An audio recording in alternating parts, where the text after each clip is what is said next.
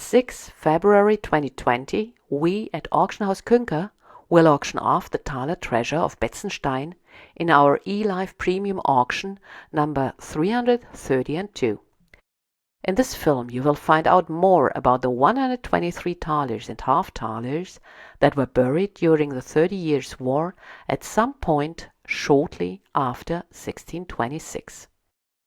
According to the Geographical Statistical Manual of the Kingdom of Bavaria from 1853, back then, Betzenstein was a small market with 173 families, 679 inhabitants and 275 houses, a castle, a church, a brewery, cattle breeding, farming and pork trade. In 1626, Betzenstein probably looked quite similar. Nevertheless, it was a place surrounded by a wall where travelers could rest in safety. Many merchants came to Betzenstein. Hosting them and trading with them made the inhabitants of Betzenstein wealthy. We don't know whether the person who entrusted his savings to the soil in or shortly after 1626 was a merchant, passing by, or an inhabitant of Betzenstein. In any case, his treasure was not a purse that he used in order to pay for the costs of daily life. The 123 coins were selected carefully. Among them are no coins made of poor silver, even though these low-quality coins dominated the German circulation between 1621 and 1623. All thalers and half thalers in the treasure are of good silver and correct weight. 50 coins, and thus far more than a third of the entire hoard, are from the imperial city of Nuremberg. This should not be a surprise, because Betzenstein had been part of this important hub of trade since 1505. Before the 30 Years' War, Nuremberg was one of the major cities of Europe. In order to illustrate Nuremberg's importance, you could call it the Manchester of the Middle Ages.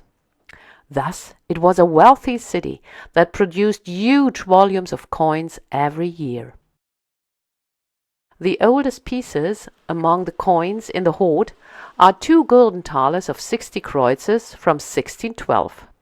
Both of them are very rare because they bear the name of Emperor Rudolf II, who already died in the January of the same year. The largest part, 14 out of 50 coins, was minted in 1626. All of them are mint state, which means that they were put under the mattress shortly after they were minted. They feature the tripartite coat of arms of Nuremberg, the imperial eagle at the top, below the city's large and small coat of arms. 6 coins are from the equally important city of Frankfurt. Here you can see one of the pieces from 1622, featuring the coat of arms in a cross on the obverse. The other 21 coins from the German states were primarily minted for rulers in the south of the empire. Among them is, for example, this golden thaler of 60 kreutzers, minted on behalf of Albert V of Bavaria in 1571. Numismatists know this ruler for his extensive coin collection, which was the foundation of the Bavarian coin cabinet in Munich. This coin was made on behalf of Maximilian II Fugger, who initiated a comprehensive coinage in Babenhausen in the years between 1621 and 1624. The coat of arms depicts a flowering lily, the symbol of the Fugger family, in the first and third field, the coat of arms of Kirchberg in the second field, and that of Weißenhorn in the fourth field. This Reichsthaler was minted by Count Ludwig Eberhard of Oettingen in 1625. This coin was minted in Erfurt, a city located about 170 kilometers as the crow flies north of Betzenstein. The treasure contains 5 coins of the Prince Archbishopric of Salzburg, The earliest piece was minted in 1626. The second largest section of coins consists of Habsburg coins. There are 22 pieces that were minted on behalf of Habsburg rulers. The oldest one features Emperor Maximilian II and was minted in Kutna in 1568. The youngest piece was issued in 1625 in Prague on behalf of Emperor Ferdinand II. 11 pieces, and thus exactly half of the Habsburg coins, were struck in Tyrol, at the mint in Hull. This is one of them.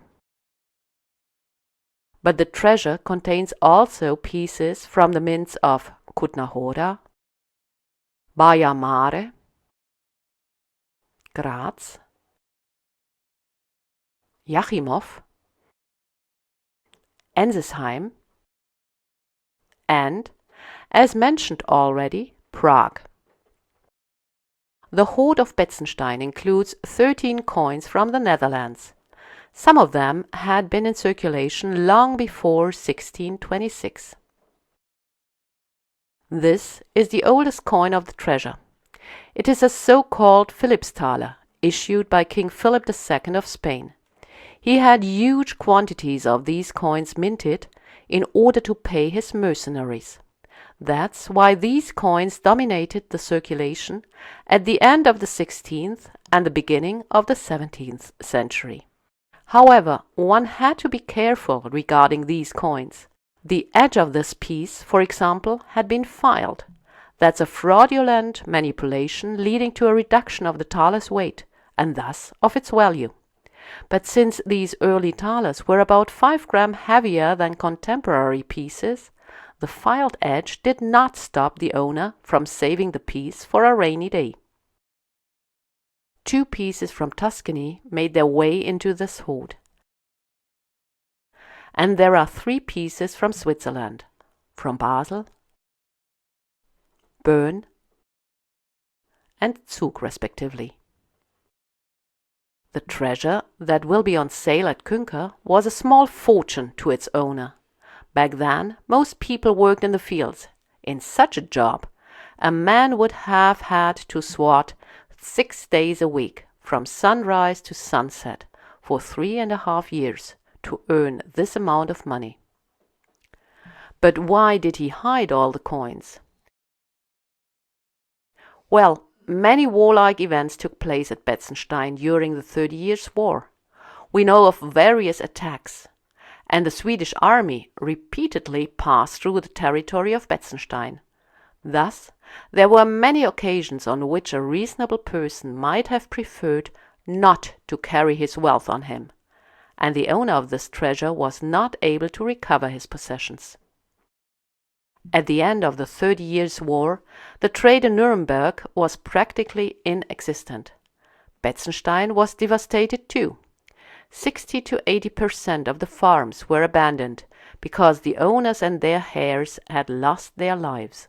The owner of these coins might have been among them.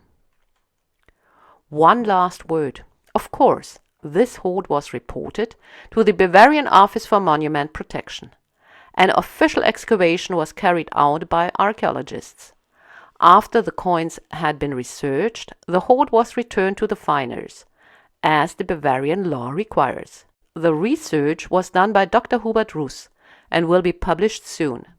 We used his results to produce this film. We at Auction House Künker would be glad if this film aroused your interest. If you have any further question, please do not hesitate to contact us.